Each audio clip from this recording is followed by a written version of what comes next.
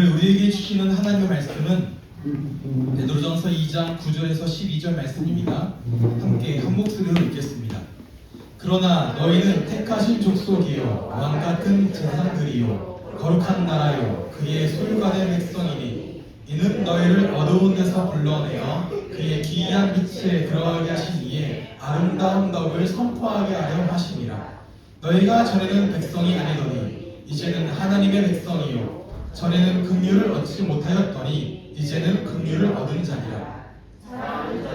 거류민과 나그네 같은 너희를 권하노니 영혼을 거슬러 싸우는 육체의 정욕을 제어하라. 너희가 이방인 중에서 행실을 선하게 가져 너희를 악행한다고 비방하는 자들로 하여금 너희 선한 일을 보고 오시는 날에 하나님께 영광을 돌리게 하려 함이라. 아멘. 함께 읽은 말씀 가지고 성품으로 선교하는 교회라는 제목으로 함께 말씀을 나누도록 하겠습니다. 오늘은 우리 교회가 세상의 희망이 되는 교회로 서기 위해 든든히 놓아야 할 주초와 기동 중 네 번째입니다. 성품과 선교다이죠. 그동안 4주 동안 다뤘던 내용들을 잘 기억해 보시기 바랍니다. 4개의 주초가 놓여진, 주초는 기둥의 기초란 얘기죠. 예배와 섬김과 습관과 성품이라는 4개의 주초가 놓여지고 그 주초 위에 교회의 중요한 4가지 기둥, 구원과 치유, 영성과 선교라는 기둥이 세워집니다. 이렇게 세워진 기둥이 제대로 세워질 때 마침내 교회가 세상의 희망이다라는 말이죠. 이렇게 함께 나아가고 있습니다. 잘 이 그림을 기억하시고 또 여러분들에게 점검하시고 우리 교회가 이러한 교회로 설 수 있도록 기도하며 또 헌신하고 섬기고 교제하여 주시면 좋겠습니다. 들어가기 앞서서 미국 버지니아 대학교의 사회학과 교수인 제임스 데이비슨 헌터가 쓴 기독교는 어떻게 세상을 변화시키는가 라는 책이 있습니다. 기독교는 어떻게 세상을 변화시키는가이고 영어 원제는 어떻게란 단어는 빠져 있습니다. 그냥 to change the world, 세상을 변화시킨다, 세상을 변화시키기라는 책인데 이 책의 부제가 무엇이냐면 오늘날 기독교의 아이러니, 트레제디, 비극, and possibility, 가능성입니다. 오늘날 기독교가 가지고 있는 아이러니가 있고 비극이 있고 그리고 가능성이 있다라는 이야기인데 자, 제목이 기독교가 세상을 변화시킨다이죠. 기독교가 세상을 변화시키는데 어쩌면 세상을 변화시키겠다라고 하는 이러한 의도 자체가 아이러니이고 비극을 가져오기도 한다라는 내용이 담겨 있습니다. 그리고 실제로 지금까지 기독교 진영에서 세상을 변화시키기 위해 시도했던 여러 가지 모델들이 한편으로는 이러한 결과, 비극과 아이러니를 가져왔다라는 한편의 비판이기도 합니다. 이 책의 내용들은. 여러분 한번 생각해 보시기 바랍니다. 한 사람을 변화시키는 것이 쉽습니까? 만약에 이 자리에 계신 우리 아내분들이나 또 교제를 하고 있는 여자 청년들에게 물어볼 때 오늘부터 내가 우리 남편을, 내 남자친구를 변화시켜 보겠어 라고 마음을 굳게 먹고 실천하는 그 순간부터 그 가정과 그 관계가 어떻게 될까요? 어떻게 될까요? 마음 먹은 대로 잘 될까요? 좀 힘들어질 수도 있겠죠. 반대 경우도 마찬가지입니다. 이 대상은 남편이 아내를, 남자친구가 여자친구를, 또 부모가 자녀를, 친구가 친구를 내가 이 사람을 하면 변화시켜 보겠어 라고 마음을 먹고 그렇게 관계를 만들어가고 대할수록 굉장히 좀 힘들어지죠. 저도 우리 아내가 지금 밖에 있고 또 이 설교를 오후에 듣거든요. 제가 늘 하는 말입니다. 달라질게. 앞으로는 달라질 수 있어. 바뀔 거야. 라고 말하고 또 시간이 지나면 안 바뀌었잖아. 그러니까 늘 반복되는 거죠. 미안해, 이번엔 바꿀게. 했다가 또 반복되어지고 또 반복되어지고. 그래서 뭐 바꾸기를 포기해라라는 말이 아니라 쉽게 안 바뀐다는 겁니다. 그러니까 어떤 대상을 변화시킨다는 것이 말처럼 쉽지도 않고요. 좀처럼 변하지도 않아요. 왜냐하면 이 세상 자체가 out of order. 질서에서 벗어나 있는, 총체적으로 질서에서 벗어나 있는, 어긋나 있는, 고장나 있는 상태에 있고, 거기엔 누구도 포함되어지니까 나 자신. 나 자신도 이렇게 고장난 세계의 일부에 있다라는 거죠. 그래서 어쩌면 이렇게 무엇인가를 내가 고치겠다라고 하는 나의 의도가 과연 올바른지에 대해서도 우리는 먼저 돌아보기도 해야 됩니다.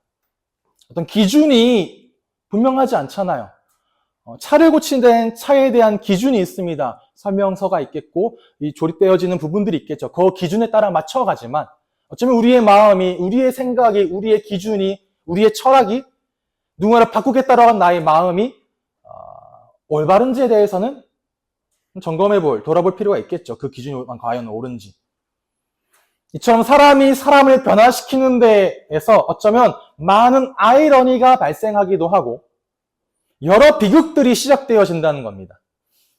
왜냐하면 어떠한 전제가 작동하는데 그 전제는 무엇이냐면 내가 옳고 너가 틀리니 너는 변화되어져야 되는 거죠. 또 내가 너보다 더 지혜로워, 내가 너보다 더 선해, 내가 너보다 더 나아, 너는 내 기준에 맞춰와 라는 게 변화잖아요. 그런 전제가 작동하기 때문에 내가 어쩌면 누군가를, 이 사람을 바꿔보겠어, 이 사람을 변화시켜 낼 거야 라고 하는 그 마음의 이면엔 한편엔 교만함이 자리 잡고 있을 수도 있습니다.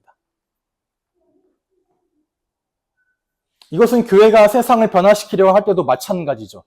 물론 맞는 전제이긴 합니다. 교회가 옳고 세상이 틀렸다, 교회가 선하고 세상이 악하다라고 말하는 이 이분법적인 구조와 논리가 한편으로는 옳아 보이기도 하고 맞는 것처럼 보이기도 하죠. 그런데 그 전제가 작동하면 그 대상이 되어지는 세상은 과연 기뻐하고 즐거워할까요? 나는 맞고 너가 틀렸어라고 말한 그 세상은 이 말을 들을 때 그래, 내가 틀렸구나라고 쉽게 인정할까요? 아, 당신이 옳군요 하고 마음을 다해 나아갈까요? 기꺼운 마음으로 그렇게 맞아들일까요? 그렇지 않다는 거죠.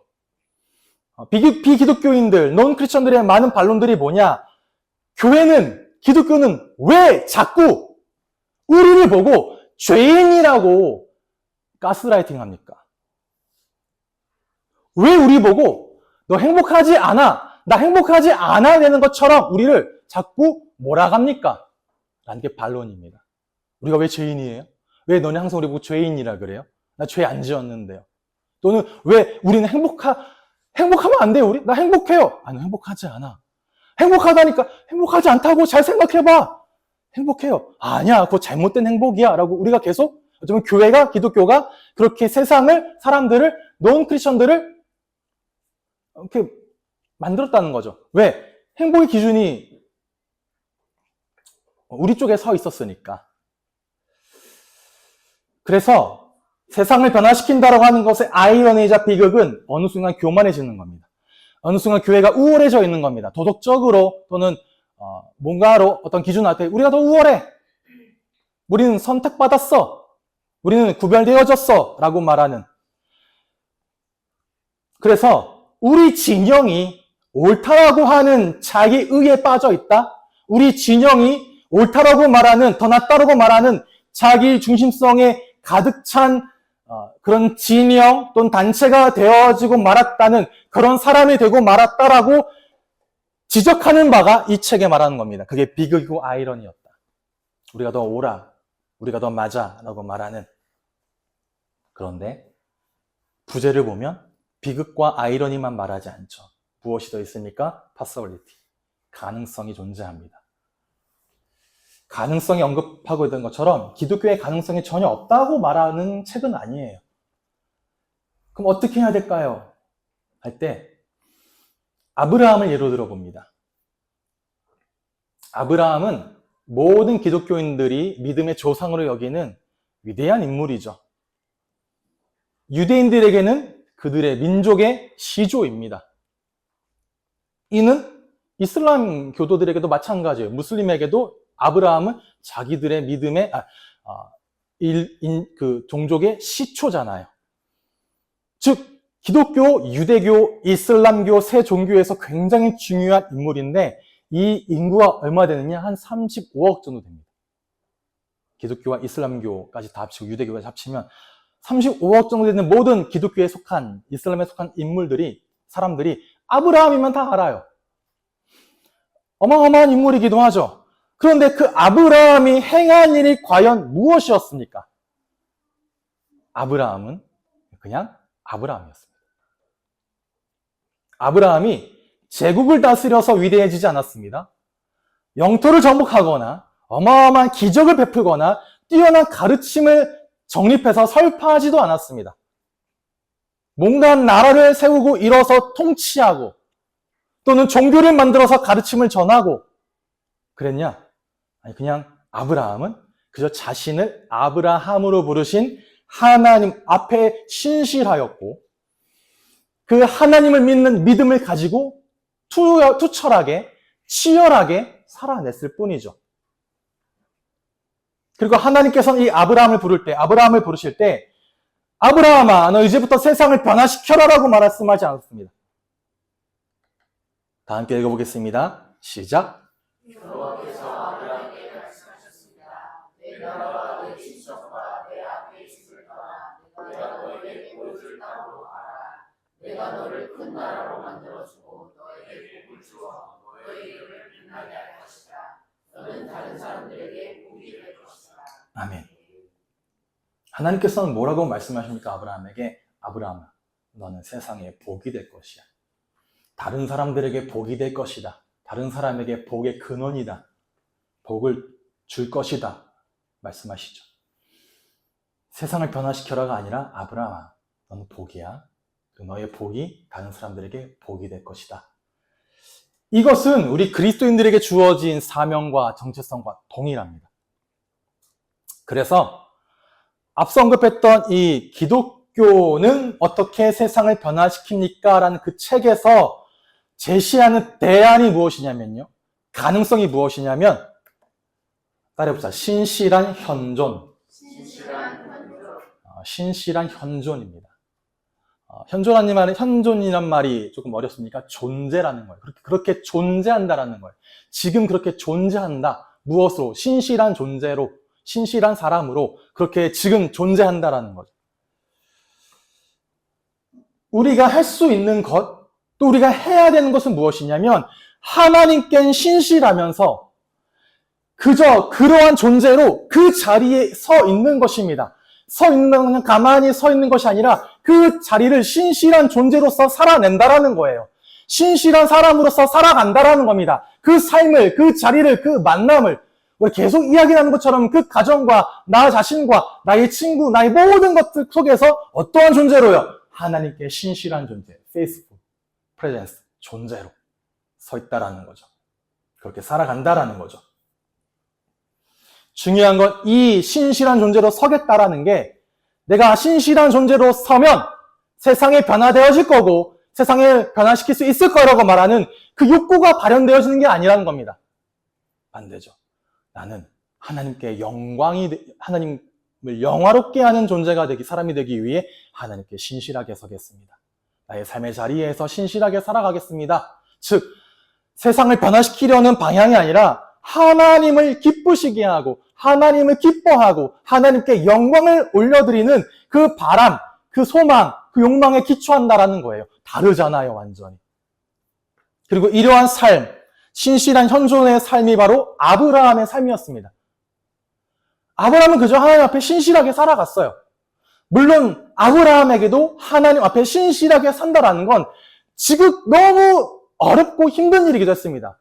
그러니 애굽에 갔더니 블레셋에 갔더니 그 애굽의 바로왕이 블레셋의 아비멜렉이 사라가 너무 이쁜 것을 보고 나를 죽일까 싶어 거짓말을 2번이나 반복하면서 하잖아요. 아브라함은 실수를 안 저질렀습니까? 아니요. 그러나 그는 하나님께 신실한 삶을 계속해서 살아냈습니다. 계속해서 살아갔습니다. 그러한 존재 자체로 서서 하나님이 살아서 지금 아브라함과 함께 한다라는 사실을, 이것을 보여줬던 거죠. 아비멜렉에게, 바로 왕에게, 가나안의 많은 민족들에게, 또 주변의 사람들에게, 자기가 다스리는 식솔들에게 이러한 삶, 이러한 존재가 우리가 오늘날 살아가야 할 그러한 삶, 그것이 기독교의 가능성임을 기억하시고 붙들게 되시기를 바랍니다. 그럼 이 신실한 현존이라는 전제를 기억하시면서 오늘 본문을 다시 한번 살펴보겠습니다. 오늘 본문은 세 가지가 다뤄집니다. 첫 번째가 정체성입니다. 그래, 너희는 누구냐? 두 번째는 목적입니다. 그래, 너희는 우리로 하여금 무엇을 하게 하셨습니까? 우리가 누구입니까? 우리로 하여금 무엇을 하게 하셨습니까? 세 번째가 삶입니다. 어떻게 살아갈 것입니까? 정체성, 목적, 삶. 이 순서로 되어 있다는 거죠. 먼저 우리는 누구냐? 하나님께서 우리를 자기 소유의 백성으로 부르셨다는 겁니다. 그리고 부르심의 목적이 무엇이냐? 하나님의 아름다운 덕, 즉 하나님의 탁월하심, 그걸 선포하게 하시고, 그 선포는 우리가 이방 사람들 가운데 선한 행실, 선한 일을 통해 증명되어져 그들이 하나님께 영광을 돌리게 되어진다는 겁니다.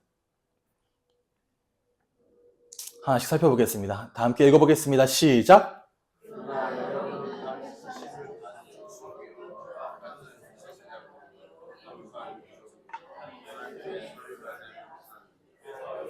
어둠에서 불러내어 자기의 놀라운 빛 가운데로 인도하신 분의 업적을 여러분이 선포하는 것입니다.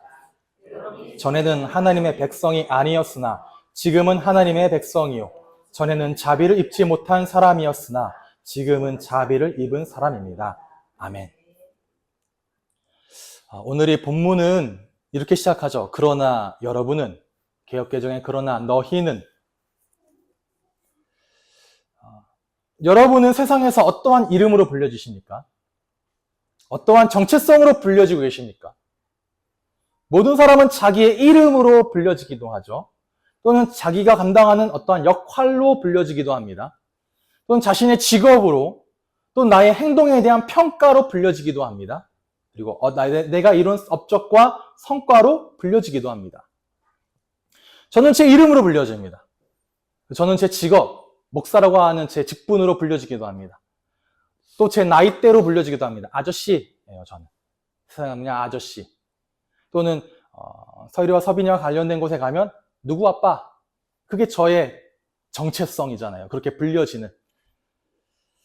그런데 오늘 성경은 뭐라 말하냐? 세상이 너희를 어떠한 이름으로 불러도 너희는 이러한 정체성이라고 세상이 그렇게 정의 내린다 하더라도, 그러나 너희는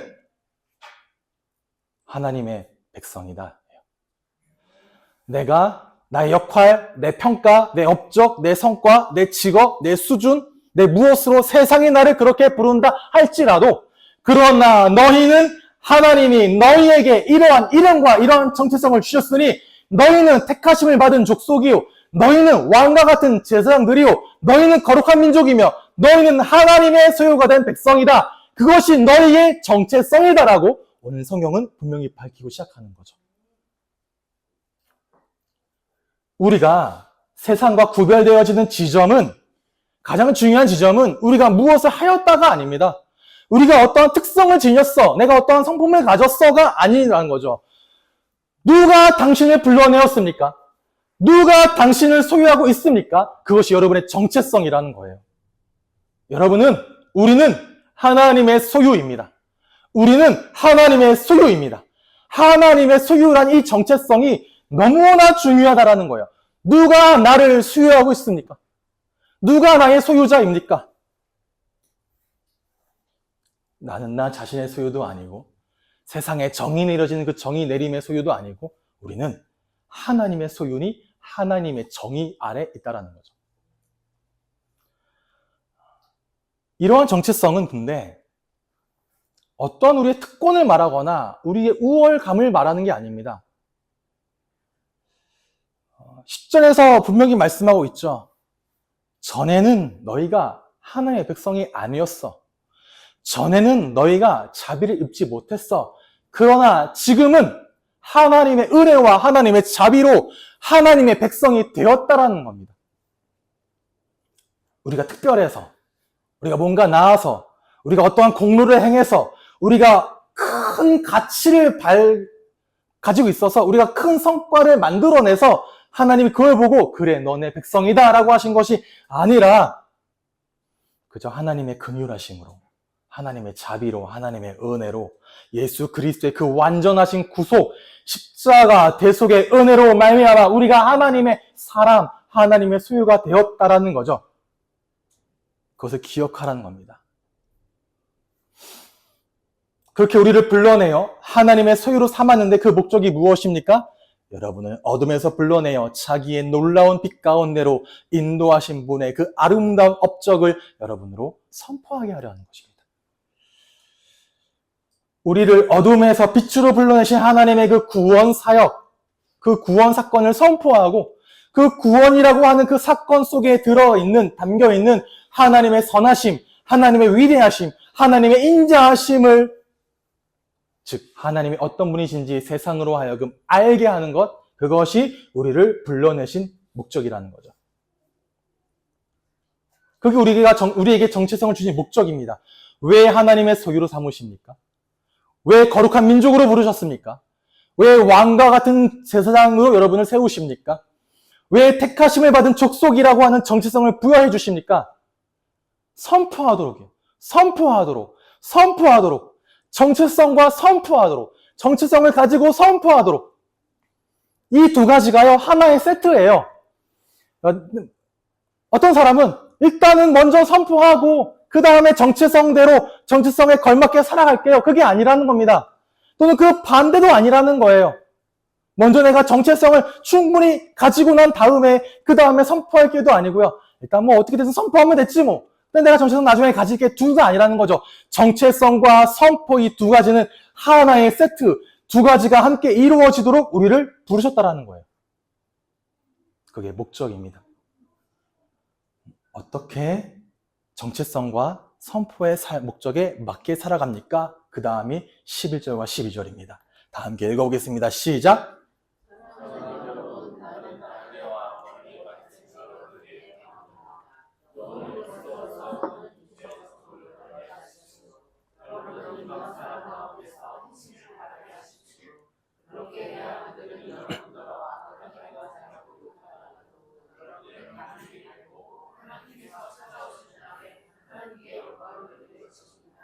아멘.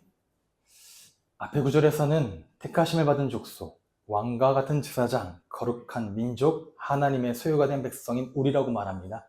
그것이 하나님의 은혜와 긍휼이라고 말하죠. 그렇게 된 우리가 이 땅에서 어떻게 살아갑니까? 전에는 거룩하였고 구별되었고 왕과 같고 택하심을 받았던 우리인데 이 땅에선 무엇입니까? 이 땅에선 나그네와 거류민이라는 거예요. 두 가지가 공존한다는 거죠. 나그네와 거류민 같다. 여러분이 사도행전 11장을 보면 그리스도인들이 자신들을 보고 그리스도인이라고 불림을 받았던 그곳은 유대인들이 주류 세계를 잡고 있었던 예루살렘의 현장이 아니었습니다. 안디옥이었죠. 그 안디옥은 이들이 나그네로 쫓겨가다가 이르게 된 거류민이 되어진 그 곳이었습니다. 안디옥은. 이방 선교가 이루어진 곳도 안디옥이었고요. 교회가 드디어 선교라는 목적으로 세워진 곳도 안디옥이었습니다. 그리고 그리스도인의 정체성이 형성된 곳도 안디옥이라는 말이죠. 무엇이 다르냐? 예루살렘은 유대인들의 홈그라운드예요. 그들은 찾아온 사람들에게 자신들의 문화와 자신들의 언어를 가지고 그리스도에 대해서 말해주면 됩니다. 근데 안디옥은 반대죠. 거기서 그리스도인들은 항상 소수입니다. 나그네요 거류민이죠. 또한 인정받지 못하는 계층이기도 했을 겁니다. 안디옥은 굉장히 큰 당시 국제도시였습니다. 그 국제도시에서 나그네요 거류민으로 사는 이 소수의 그리스도인들이 너희는 그리스도를 닮았어 라고 인정을 받았다는 것이 과연 어떤 의미가 되어질지 한번 생각해 보세요. 여러분들이 이민 사회에서 너 진짜 제대로 한국인이구나 라고 말하는 그들의 삶을 무엇으로 살아내야 그런 인정과 칭찬과 명성을 얻게 되었을지 다른 게 아닙니다. 지난주 말씀드렸죠. 아비튜드. 그들의 다른 삶의 습관과 다른 삶의 모습을 보여줬다라는 거죠. 어떠한 삶이냐? 영혼을 거슬러 싸우는 육체의 정욕을 먼저 멀리했습니다. 단순히 몸의 어떠한 습관을 말하는 정도가 아니고요. 그걸 말하는 것이 아니라 하나님 없이 살려고 하는 자기중심성, 그로부터 비롯되어지는 나의 모든 분야의 모든 수준의 욕망들을 다 말하는 게 여기서 말하는 육체적 정욕입니다. 나는 어떤 하나의 그것만을 말하는 것이 아니라 이것을 뭐 해라? 거리 두라는 거예요. 거리를 두라는 겁니다. 약간 중립적인 의미가 담겨 있습니다. 아예 뭡니까? 끊어버려라, 하지 말아라 라는 의미가 아니라 거리 둬라. 거리를 둬. 이러한 욕망들에 대해서 거리를 둬라. 그래서 뭘 말하는 거냐? 이러한 욕망들, 육체의 정욕들, 하나님 없이 살려고 하는 나의 중심성, 이런 것들을요, 뭐로 치부하지 마셔야 되느냐? 단순한 취향이야? 또는 단순한 습관이야? 삶의 모습의 하나의 그냥 단면이야 라고 치부하지 말라는 거죠. 그게 뭐라는 거예요? 영혼을 거스른다고요. 육체적 욕망이 영혼과 거슬러 싸운다는 겁니다. 뭐라는 겁니까? 전투와 전쟁이 벌어진다라는 거죠. 어떤 인정욕구, 뭐 어떤 탐욕, 어떤 성취욕, 이런 것들이 어쩌면 영혼을 거슬러 싸운다는 거죠. 전투와 전쟁이라는 거예요. 그래서 뭐냐? 여러분, 죄는, 자기 중심성은 단순한 취미, 취향, 실수가 아니라 전쟁입니다. 싸워야 되는 거예요. 아브라함이 그랬던 것처럼, 다윗과 다니엘이 그랬던 것처럼, 그리고 신앙은 기분이나 사치가 아닙니다. 전투입니다. 존 파이퍼라는 목사님이 뭐라고 이야기했느냐? 어떻게 들릴지 모르겠습니다만, 우리가 그리스도인이 구원을 받고 신앙생활을 하고 난 그 다음부터는 휴가란 없다 말합니다. 매일매일을 치열하게 전쟁하듯 싸워낸다라는 거예요. 시급하다는 거죠. 뭐가? 이 내면의 싸움이 먼저 시급하고 두 번째로는 바깥의 싸움이 시급하다라는 겁니다.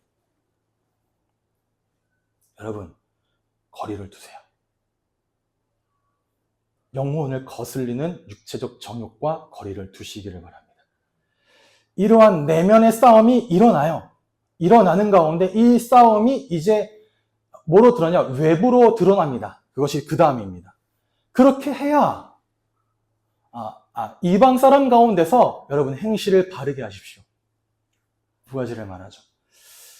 복음은 단순히 입으로만 말하는 소식이 아닙니다. 우리의 선한 행실이 확인되어지는 거예요. 아름다움으로. 여기서 말하는 행실은 뭐냐? 지난주에 말씀드렸죠? 아나스트로페입니다. 단순히 어떤 선한 행동 하나를 말하는 것이 아니라 그 사람의 총체적인 삶의 양식, 즉 라이프 스타일. 이게 아나스토페입니다. 행실. 그걸 바르게 하라는 거죠. 즉 하나님의 아름다운 덕을 선포하는 우리의 삶이 선교고 그러한 선한 행실과 그러한 거룩한 성품이 선교라는 겁니다. 그래서 제목이 성품으로 선교한다라는 거죠. 여러분, 우리가 팀 켈러의 복음과 삶이라는 이 교재를 나눌 때 그 전도 파트에서 함께 나눴던 내용을 기억해 보십시오. 우리에게는 우리 안에 소망, 엘피스가 있습니다. 그 엘피스에 대한 이유를 묻는 사람들이 있다라는 거예요, 우리에게.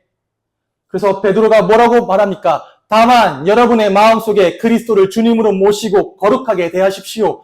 여러분이 가진 희망을 설명하기 주기를 바라는 사람에게는 언제나 답변할 수 있도록 준비를 해 두십시오라고 말하죠.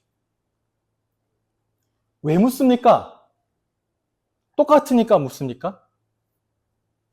그리스도인들은 뭔가 다른 삶의 방식으로 살고 뭔가 다른 아나스토페로 살아가기 때문에 그들이 가지고 있는 이러한 행실과 그들이 가지고 있는 아비투스, 습관이 다른 사람들에게 눈에 띈다라는 거예요. 가뜩이나 소수인데 안디옥에서 처음 그리스도인이라고 불렸던 그 사람들의 삶의 모습도 이방인들 눈에 띄었다라는 거죠.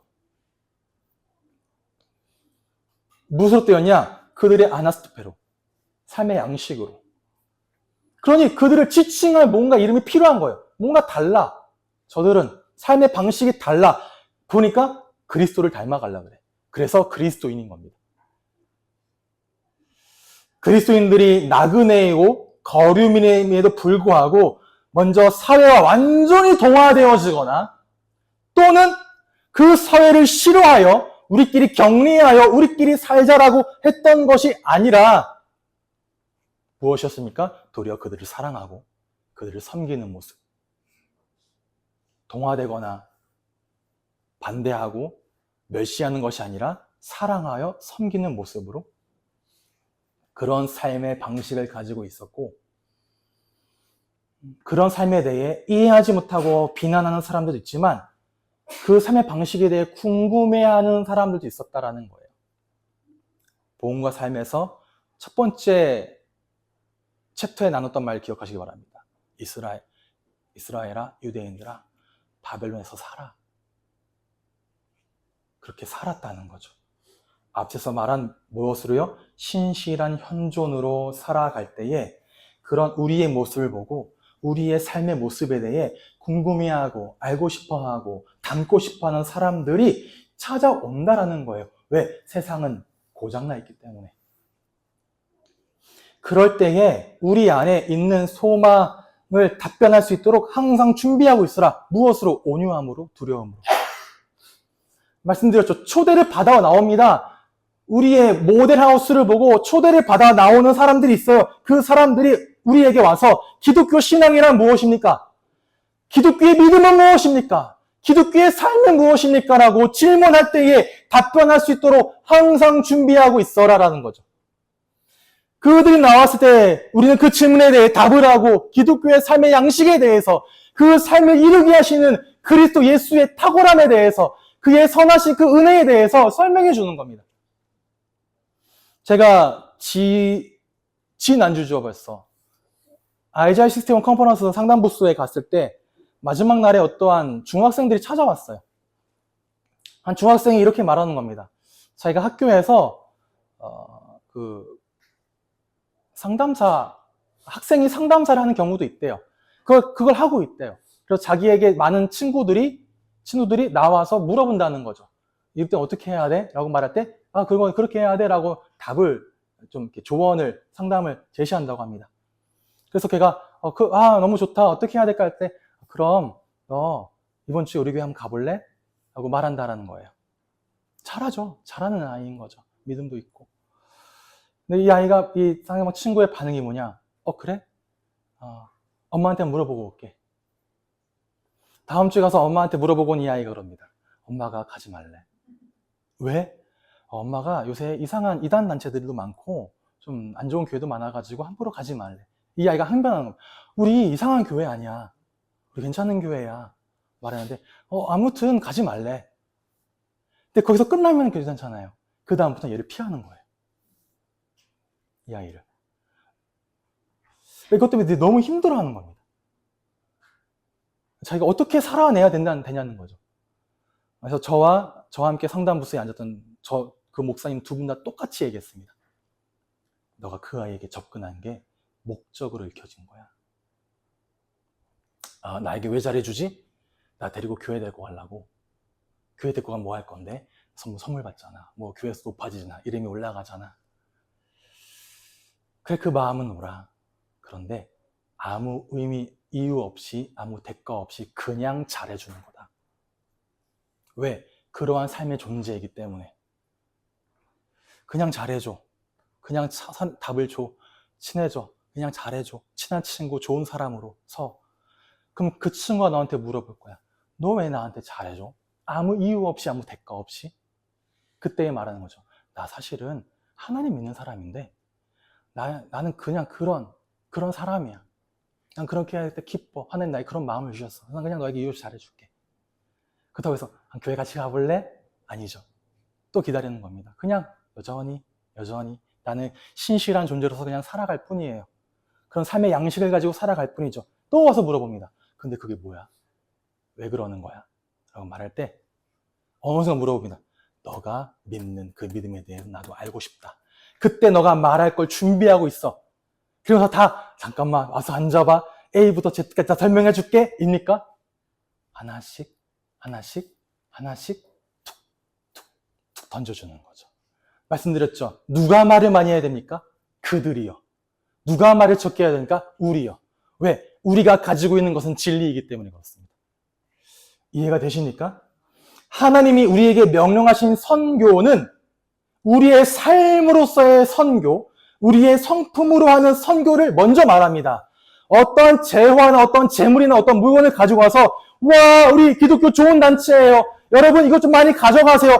이거 받아가려면 그 다음에 예배로 오세요.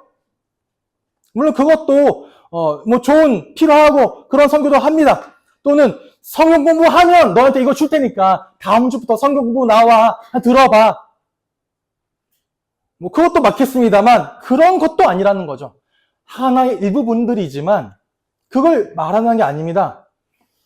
또는 전도하기 위해서라면 다른 수단이 어떠한 것이든 그것이 합당화되어진다는 것도 아닙니다. 전도하기 위해서인데 뭐 가능하겠지. 아니요. 선한 행실이요. 선한 행위요. 전도에 합당한 행위가 있다는 겁니다. 왜? 그들이 우리를 물어볼 건데요.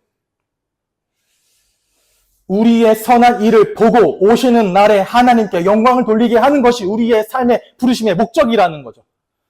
예수님도 동일하게 말씀하십니다. 마태복음 5장 16절에 너희는 세상의 소금이요 너희는 세상의 빛이야. 그 다음에 뭐라 말씀하시냐? 이같이 너희의 빛이 사람 앞에 비치게 하여 그들로 하여금 너희의 착한 행실을 보고 하늘에 계신 너희 아버지께 영광을 돌리게 하라. 두 가지죠. 선한 행실과 착한 행실입니다. 여기엔 두 가지 의미가 있습니다. 먼저 맞아요. 도덕적으로 선한 삶입니다. 세상에 보기에 이 사람은 잘 살아내고 있어. 잘 살고 있어. 우리가 본받을 만해. 그 도덕적으로 선한 삶. 다른 하나는 단순히 이것만이 기준이라면 우리에게 율법을 이야기하겠죠. 두 번째입니다. 누가 보시기에요? 하나님이 보시기에 아름다운 삶이 선한 삶입니다. 그게 굿입니다. 하나님이 보시기에 아름답다는 말이 언제 나옵니까? 창세기 1장에 하나님이 창조하신 모든 만물을 보고 하나님의 질서대로 창조되었기에 보시기에 아름다웠더라. 특히 하나님의 형상으로 창조되어진 인간을 보고 보시기에 심히 좋았더라. 즉 창조하신 원래 모습 그대로 하나님이 보시기에 아름다운 그 모습대로 살아가는 것, 그것이 선한 행실과 착한 행실이라는 거예요. 하나님이 주시는 회복이 무엇이냐? 이 선함과 이 아름다움 두 가지가 같이 들어갑니다. 그 회복이 어떻게 가능합니까? 복음으로 인해 가능합니다. 다른 것으로 인해 가능한 게 아니라 그 회복은 복음으로만 가능합니다. 어떤 복음이요? 악함과 죽음이 가득 찬 세상 속에 모든 사람이 두려워하고 비참해하는데 그들에게 하나님 나라에 있는 그 선함과 그 생명의 삶을 보여주는 거예요. 사랑이 가득하고 진리로 가득 차며 기쁨과 평안이 넘치는 그 삶의 모습으로 그들에게 이것이 세상의 악함과 죽음에 대한 해답이다. 그것으로 그 삶의 삶을 바꿔주는 거죠. 여러분, 이 일을 하는데 우리의 어떠한 강함이 필요한 게 아닙니다. 하나님께서는 성경 말씀대로 약한 사람들을 택하여 강한 자들을 부끄럽게 하십니다. 근데 우리는 우리의 약함을 부끄러워해요. 우리의 모자람, 우리의 부족함을 부끄러워합니다. 그래서 우리가 좀 더 괜찮아져서, 좀 더 나아져서, 좀 더 잘 나가게 되어서, 좀 더 많이 가지게 되어서 그땐 그렇게 드러내야지 라고 하죠. 근데 베드로는 뭐라 말합니까? 너희 안에 있는 소망. 그 소망이 무엇인데요? 그때가 되면 우리 주 예수 그리스도께서 하늘과 땅의 모든 권세를 가지고 이 땅에 오시는 그때가 되어지면 그날에 우린 비로소 완전해지리라. 그 미래의 소망이 분명하기에 그 소망을 당겨 오늘을 살아내는 게 그리스도인인 거예요. 그게 이미와 아직입니다. 이미 오지 않은 그 나라죠. 너무나 간절히 바래요. 너무나 가고 싶어요. 그렇게 살고 싶어요. 그래서 땡겨서 오늘 그렇게 살아내는 거예요. 어떤 사람 미국에 이민을 가려고 합니다. 또 캐나다에 이민을 가려고 합니다. 그럼 한국인으로 준비를 하고 있습니까? 언젠간 가겠지. 뭐 통과되어지면. 아니요. 갈 준비를 하잖아요. 뭘 소망하고요? 언젠간 내가 미국이란 땅에, 캐나다란 땅에 이민을 가서 그 나라 사람답게 살 준비를 하고 영어, 문화, 습관, 라이프 스타일들을 바꿔나갑니다. 왜요? 소망이 있잖아요. 그게 소망이 있는 삶인 거잖아요. 마찬가지입니다. 이미와 아직 사이에 미래의 소망을 오늘의 삶에서 살아내는 것이 그리스도인인 거죠. 그런데 우리는 세상에 그렇게 살아가는 삶에 대한 비방이 두려워서 숨어버려요. 또는 그런 삶에 대해 비난하고 비판하는 것들을 공격으로 받아들여서 앙다품하며 삽니다. 그러니까 뭘 잃어버려요? 복음의 결을 잃어버리죠. 하나님은 여러분을 세상에 감추어진 보호색처럼 살라고 부르신 것이 아니라 여러분을 빛으로 옮기셔서 드러내셨습니다. 그래서 선한 행실을 통해 하나님이 영광받기를 원하십니다. 우리는 사람의 시선과 사람의 인정과 세상의 기준에 흔들려서 또 정체성을 잊어버려요. 우리가 누구의 소유인지를. 그리고 우리 마음의 욕망들을 세상의 기준은 그래라고 타협하며 살아갑니다. 세상과 관계하려면, 세상과 살아가려면 이러한 기준과 이런 타협점은 조금 타협할 수 있어라고 살아간다는 거죠. 그런데 예수 그리스도께서는 우리를 위해 버림받고 피 흘려서 우리를 새로운 창조물로 빚어내셨습니다. 그 은혜가 우리로 하여금 세상의 거룩한 족속으로 살게 한다라는 거죠. 그래서 우리는 우리의 믿음대로, 우리의 신앙을, 우리의 신학을, 우리의 구체적인 삶의 자리에서 신실한 현존으로 살아내는 겁니다. 하나님이 우리와 함께 하시는 그 삶으로 역동하며 나아가는 거예요. 그냥 기다리고 언젠간 되겠지가 아니라 오늘 그 하나님의 선하심을, 하나님의 인자하심을, 하나님의 뛰어나심을 맛보며 살아가는 거죠. 그것이 신실한 현존입니다. 결론입니다. 다 함께 읽어보겠습니다. 시작.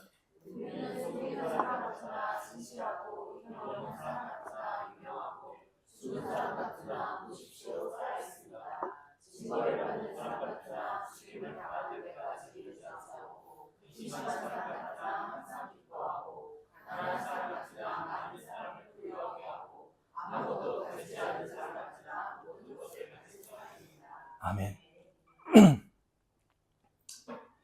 고린도후서 6장 8절 후반부부터 10절까지 기록되어져 있는 이 말씀인데요. 이 말씀은 우리가 이후에 찬양하게 될 성도의 노래라는 찬양의 배경이 되어지는 성경 구절입니다. 동일하게 말하죠. 우리는 속이는 자 같으나 진실됩니다. 세상 사람들은 우리에게 그렇게 말해요. 너희는 그리스도의 복음이라는 걸로 우리를 미혹시켜. 세상의 문화와 기준과 사상과는 전혀 다른 말들을 하잖아. 너네 속이는 거야. 영원이 있다고? 구원이 있다고? 그거 속이는 거잖아. 라고 말하죠. 그렇게 비난할 수 있지만 우리는 진실된다는 겁니다. 세상은 우리를 보고 속이는 자 같다고 할 수 있지만 하나님 우리에게 진실되다라고 말씀하십니다. 모든 사람을 자유롭게 하는 참된 진리를 우리는 가지고 있다는 것을 기억하라는 거예요. 우리는 이름이 없는 사람 같습니다. 세상은 우리에게 이름을 부여하지 않아요. 가치가 없다 생각하니까요. 성과가 없다고 생각하니까요. 뭔가 이룬 내용이 없다고 생각하니까요.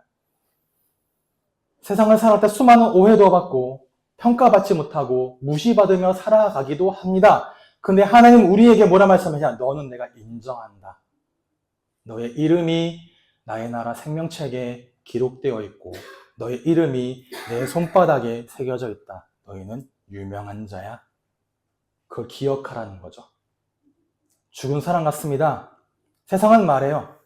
너 한번 살아봐라. 그렇게 잘 되나? 교회, 기독교, 복음, 그래 한번 살아봐. 잘 되어지나? 안 될걸? 죽을걸? 못 버틸걸? 이라고 말하지만 우리 안에는 세상이 감당하지 못하는 생명이 있기 때문에 끝끝내 살아남는다는 거죠. 끝끝내 살아납니다. 징벌받는 사람 같으나 죽임을 당하는 데 이르지 않고요. 여러분 살아가는 데 많은 어떤 고난과 어려움이 오기도 하죠. 이런 징벌이 끝나지 않는 것 같죠. 그런데 죽지 않아요. 하나님이 지키시고 함께 하시니 죽지 않습니다.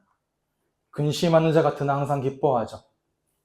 환난과 가난과 고난과 금증과 염려가 찾아올 때도 있고 그건 우리를 보면서 그래 너도 별거 없구나. 세상은 말하지만 우리는 다시 기뻐합니다. 무엇으로? 하나님의 은혜와 그리스도의 말씀과 성령의 감동으로 말미암아 다시 기뻐하게 되어진다는 거죠. 가난한 자 같으나 많은 사람을 보유하게 하고 세상이 말하는 부와 명예 비록 소유하지 못할 수도 있습니다. 그래서 손가락질 당할 수도 있어요. 그게 기준이니까 그들의. 근데 우리는 하나님의 풍요, 그의 풍요로우심, 예수 그리스도로 인하여 많은 사람을 도리어 풍요롭게 하는, 많은 사람에게 복을 전달하는 그런 부요와 그런 풍요가 우리에게 있다라는 거죠. 그래서 결국 그들을 살리고 회복하게 한다. 마지막 구절이죠. 아무것도 가지지 않는 사람 같으나 모든 것이신 예수 그리스도를 가진 우리입니다. 이 정체성들을 기억하시라는 거예요. 우리는 예수 그리스도와 함께 있고 예수 그리스도 안에 있습니다. 그 그리스도께서 우리와 함께 하시니 우리의 모든 날, 모든 순간에 하나님은 우리와 함께 하십니다. 이 정체성을 가지고 오늘 이 땅에서 하나님께 영광 돌리기 위하여 명령하신 대로, 우리에게 부탁하신 대로 삶의 선한 행실로 살아가는 우리에게 모든 성도들 되시기를 주님의 이름으로 축복합니다.